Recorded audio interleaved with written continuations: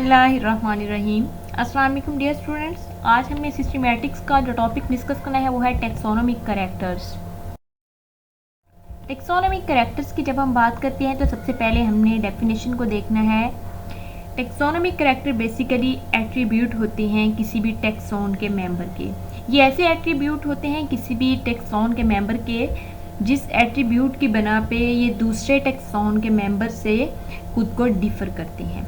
ठीक है, तो इस वजह से ये टेक्सोनोमिक कैरेक्टर्स जो होते हैं ये बहुत इंपॉर्टेंट होते हैं क्योंकि ये ऑर्गेनिजम्स के क्लासिफिकेशन में बहुत ज़्यादा हेल्पफुल होते हैं, क्योंकि इन कैरेक्टर्स को डिफरेंट टेक्सोन में के मेंबर्स के अंदर जो डिफरेंट कैरेक्टर्स होते हैं उन्हें फिर स्टडी करके ऑर्गेनिज्म को क्लासीफाई किया जाता है।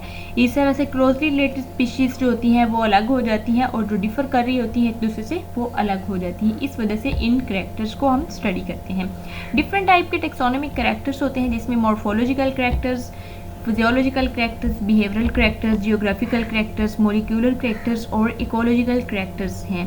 इनको वन बाय वन हमने इस लेक्चर में डिटेल में स्टडी करना है। उससे पहले आपसे रिक्वेस्ट है आप चैनल को लाइक शेयर एंड सब्सक्राइब कर दें। फिजियोलॉजिकल कैरेक्टर्स की जब हम बात करते हैं तो इसमें हमने डिस्कस करना है मेटाबॉलिक फैक्टर्स को, बॉडी सिक्रीशंस को, जीनिक स्टीरिलिटी फैक्टर्स को।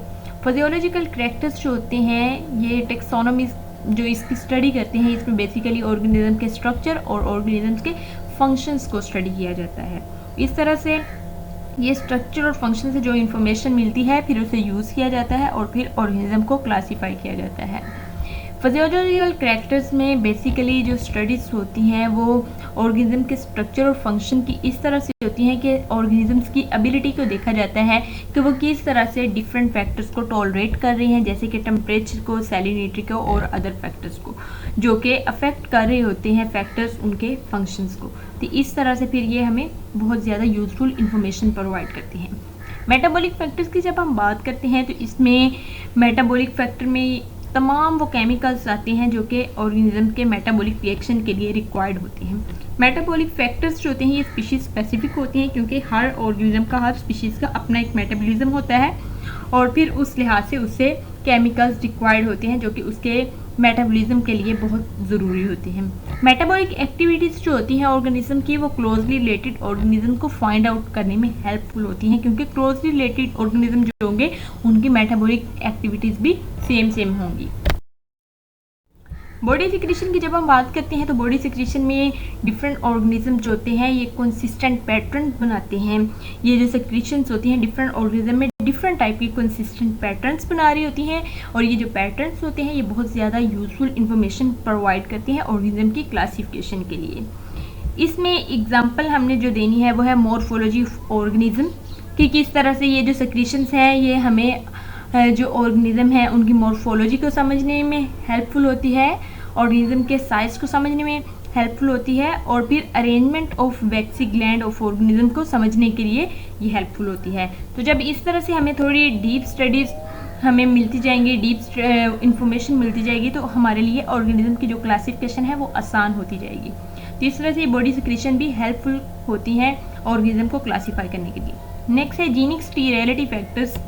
जीनिक स्टीरिलिटी फैक्टर में बेसिकली हमने जेनिटल पार्ट्स को स्टडी करना होता है। डिफरेंट ऑर्गेनिज्म के डिफरेंट जेनिटल पार्ट्स को स्टडी करते हैं जो कि बेस प्रोवाइड करते हैं ऑर्गेनिज्म के दरमियान सिमिलैरिटीज़ को फाइंड आउट करने की और डिफरेंसेस को फाइंड आउट करने की। तो फिर इन सिमिलैरिटीज़ और डिफरेंसेस की बना पे हम ऑर्गेनिज्म को ईजिली क्लासीफाई कर लेते हैं क्योंकि जो डिफरेंट स्पीशीज़ होती हैं वो आपस में फर्टिलाइजेशन के बाद फर्टाइल ऑफस्प्रिंग नहीं प्रोड्यूस कर सकती क्योंकि उनके जो जेनिटल पार्ट्स होती हैं वो डिफरेंट होती हैं और इस तरह से उनका फिर जो फर्टिलाइजेशन होती है वो भी सक्सेसफुल नहीं हो पाती। तो इसके नतीजे में जो ऑर्गेनिज्म होते हैं वो स्टीरॉयल होते हैं। इसकी बेस्ट एग्जांपल हॉर्स और डंकी की है जिससे म्यूल होता है जो कि एक स्टीरॉयल ऑर्गेनिज्म है। नेक्स्ट हमने स्टडी करने हैं मॉर्फोलॉजिकल कैरेक्टर्स को। तो मॉर्फोलॉजिकल कैरेक्टर्स में बेसिकली हमने फॉर्म्स को, शेप्स को और ऑर्गेनिज्म के स्ट्रक्चर्स को स्टडी करना होता है। मॉर्फोलॉजिकल कैरेक्टर्स में हम डिस्कस करते हैं ऑर्गेनिज्म की एक्सटर्नल मॉर्फोलॉजी को, इंटरनल मॉर्फोलॉजी को, जेनेटैलिक स्ट्रक्चर्स को, एम्ब्रियोलॉजी को, कैरियोलॉजी को और अदर साइटोलॉजिकल डिफरेंसेस को। एक्सटर्नल मॉर्फोलॉजी में जैसे कि नेम ही इंडिकेट कर रहा है कि हम ऑर्गेनिज्म के एक्सटर्नल स्ट्रक्चर्स को स्टडी करते हैं जो कि यूजफुल इंफॉर्मेशन प्रोवाइड करते हैं ऑर्गेनिज्म की क्लासिफिकेशन के लिए। एक्सटर्नल स्ट्रक्चर में हमारे पास एक्सटर्नल स्केलेटन आते हैं जो कि आर्थ्रोपोड का यहाँ पे मेंशन किया गया है। बाकी ऑर्गेनिज्म के भी एक्सटर्नल स्ट्रक्चर इसी तरह हम स्टडी कर सकते हैं। फीदर्स की स्टडी होती है, स्केल्स की स्टडीज होती है और इस तरह से हम तमाम और जो होते हैं एक्सटर्नल स्ट्रक्चर्स उनको स्टडी कर लेते हैं। इंटरनल मॉर्फोलॉजी में एनाटॉमी की स्टडी की जाती है जो कि बहुत ज़्यादा एविडेंट सोर्स होती है हमारे पास ऑर्गेनिज्म को क्लासीफाई करने के लिए। हार्ड और सॉफ्ट पार्ट ऑर्गेनिज्म के जो होते हैं ये बेस्ट होते हैं, बेस्ट इंफॉर्मेशन प्रोवाइड करते हैं ऑर्गेनिज्म की क्लासिफिकेशन के लिए, जैसे कि मसल्स वगैरह की एनाटॉमी, इसमें कार्डिक मसल मेंशन किया गया है, रीनल एनाटॉमी, इस तरह से जितने भी ऑर्गेनिज्म के स्ट्रक्चर्स की एनाटॉमी वगैरह होती है वो इंटरनल मॉर्फोलॉजी में स्टडी करते हैं और फिर इंफॉर्मेशन इकट्ठी की जाती है और ऑर्गेनिज्म को क्लासीफाई किया जाता है। जेनेटैलिक स्ट्रक्चर में वही जेनिटल पार्ट्स की स्टडी होती है, जेनेटैलिक स्ट्रक्चर देखे जाते हैं ऑर्गेनिज्म के, किस तरह से ये एक दूसरे से डिफर कर रहे हैं ये या किस तरह से ये एक दूसरे से मैच कर रहे हैं। जेनेटैलिक स्ट्रक्चर जो होते हैं ये बहुत ज़्यादा हेल्पफुल होते हैं रिप्रोडक्टिव आइसोलेशन ऑफ ऑर्गेनिज्म के लिए और ये बहुत ज़्यादा इम्पोर्टेंट होते हैं, बहुत ज़्यादा ये हमें इंफॉर्मेशन प्रोवाइड करते हैं कि किस तरह से ये वेरी कर रहे हैं, इनकी शेप और साइजेस डिफरेंट ग्रुप्स के अंदर, डिफरेंट ऑर्गेनिज्म के अंदर और ग्रुप ऑफ इंसेक्ट्स के अंदर ये जेनेटलिक स्ट्रक्चर जो होते हैं ये बहुत ज़्यादा वेरी करते हैं। तो इस तरह से ये फिर इंफॉर्मेशन प्रोवाइड कर देते हैं और ऑर्गेनिज्म की ग्रुपिंग जो होती है वो बहुत ईजी हो जाती है।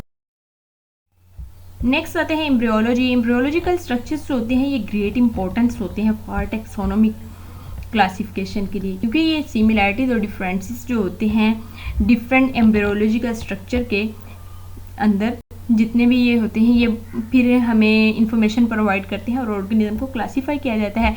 डिफरेंट एम्ब्रियोलॉजिकल पैटर्न्स, इसमें हमने क्लीवेज को डिस्कस करना होता है, ब्लास्टुलेशन को करना होता है, गैस्ट्रुलेशन वगैरह को करना होता है कि किस तरह से क्लीवेज के पैटर्न जो होते हैं डिफरेंट ऑर्गेनिज्म के अंदर डिफरेंट होते हैं और किस तरह से ये ब्लास्टुलेशन और गैस्ट्रुलेशन वगैरह डिफरेंट होती है डिफरेंट ऑर्गेनिजम्स के अंदर। इन पैटर्न्स की स्टडी करके फिर ऑर्गेनिज्म को काफ़ी हद तक उनकी ग्रुपिंग जो होती है वो ईजी हो जाती है। नेक्स्ट है karyology and other cytological differences. तो इसमें भी हमने शेप, साइज, नंबर और स्ट्रक्चर ऑफ क्रोमोसोम की डिफरेंट ऑर्गेनिज्म के अंदर स्टडी करनी होती है और फिर ये जो स्टडी होती है ये हमें हेल्प आउट करती है कि हम ऑर्गेनिज्म के फाइलोजेनेटिक रिलेशनशिप को देख सकें कि क्या क्या रिलेशनशिप्स हैं ऑर्गेनिज्म के एक दूसरे के साथ। इस वजह से ये बहुत ज़्यादा इंपॉर्टेंट होते हैं टैक्सोनॉमिक क्लासिफिकेशन में।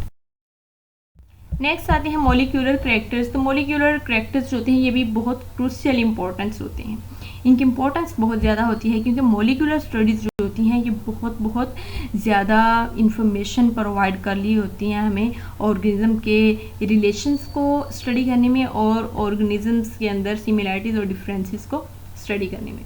मॉलिक्यूलर स्टडीज़ में हमारे पास हमने डिफरेंट पैटर्न वगैरह स्टडी करने होते हैं कि कौन कौन से सीक्वेंसेस हैं डीएनए के अंदर बेसिस की क्या सीक्वेंसेस है, sequence of amino acid in proteins क्या है, प्रोटीन्स की स्टडी कैसे है, अमाइनो एसिड्स की स्टडी करनी होती है और ऑर्गेनेल्स की कंपोजिशन की, जो कि ये तमाम जितने भी ये हमने पैटर्न्स ये जितने भी सीक्वेंसेस पढ़े हैं ये डिफरेंट ऑर्गेनिज्म के अंदर डिफरेंट जो होते हैं स्पीशीज उनके अंदर डिफरेंट होती हैं। तो इस लिहाज से फिर हमने ये इन्हें बहुत ज़्यादा ये इम्पोर्टेंट होते हैं और फिर इन्हें यूज़ किया जाता है और ऑर्गेनिज्म को क्लासीफाई किया जाता है।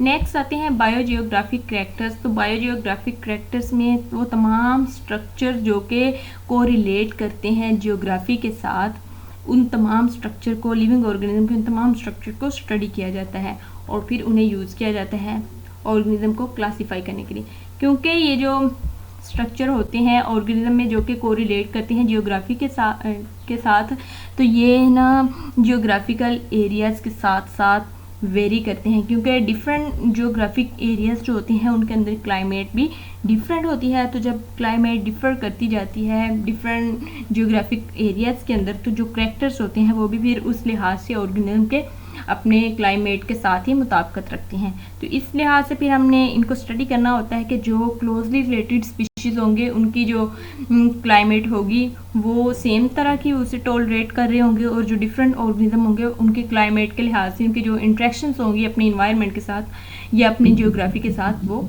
डिफरेंट होंगी। तो इस लिहाज से ये बहुत ज़्यादा इंपॉर्टेंट होते हैं, क्योंकि इसको स्टडी करके हम क्लोजली रिलेटेड ऑर्गेनिज्म को फाइंड आउट कर सकते हैं।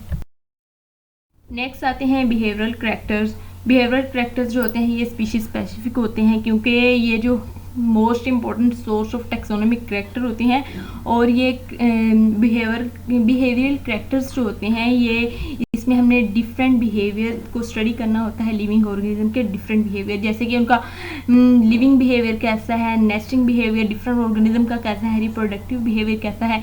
इस तरह से उनके तमाम बिहेवियर्स जो होते हैं उन्हें हम स्टडी करते हैं, और फिर हमें क्लोजली रिलेटेड स्पीशीज़ या फिर डिफरेंट स्पीशीज़ जो होती हैं वो मिलती है, और फिर ऑर्गेनिज्म की क्लासिफिकेशन की जाती है। नेक्स्ट आते हैं इकोलॉजिकल करैक्टर्स। तो इकोलॉजिकल करैक्टर्स में हमने बेसिकली रिलेटेड टू द नीच ऑफ ऑर्गेनिज्म की नीच को देखना होता है कि किस तरह से उसकी नीच है, और किस तरह से ऑर्गेनिज्म जो है अपने इन्वायरमेंट के अंदर जो अदर उनके बायोटिक या एबायोटिक फैक्टर्स हैं किस तरह से उनके साथ उनका इंटरेक्शन है। नीच जो होती है ये स्पीशीज स्पेसिफिक होती है, और ये चेंज होती रहती है फूड प्रेफरेंसेस के साथ, even in closely related species. Closely related species जो होती हैं उनमें भी ये फूड प्रेफरेंसेस अगर हम देखें तो वो वेरी करती रहती हैं। नीश बेसिकली किसी भी ऑर्गेनिज्म का रोल होता है उसके इन्वायरमेंट में। तो ये tolerance to various physical factors, ये भी मतलब इनके चेंज होते रहते हैं कि किस तरह से डिफरेंट ऑर्गेनिज्म कर रहे हैं टॉलरेट अपने वेरियस फिजिकल फैक्टर्स के साथ। उनका ब्रीडिंग सीजन किस तरह से है, रेजिस्टेंस टू प्रीडेटर्स किस तरह से हैं, और होस्ट पैरासिटिक इंटरेक्शंस या रिएक्शंस कहते हैं डिफरेंट ऑर्गेनिजम्स के। तो जब ये हम तमाम स्टडीज़ करते हैं ऑर्गेनिज्म के इन तमाम फैक्टर्स के साथ इंटरेक्शन को स्टडी करते हैं, तो उनके जो इकोलॉजिकल करैक्टर्स हैं ये भी फिर हमें इंफॉर्मेशन प्रोवाइड करते हैं, हेल्पफुल होते हैं ऑर्गेनिज्म को क्लासीफाई करने के लिए। तो ये हमारा आज का लेक्चर था। होप तो आपको समझ आया होगा। काइंडली आप चैनल को लाइक शेयर एंड सब्सक्राइब करें, and stay connected for more videos. Thank you so much.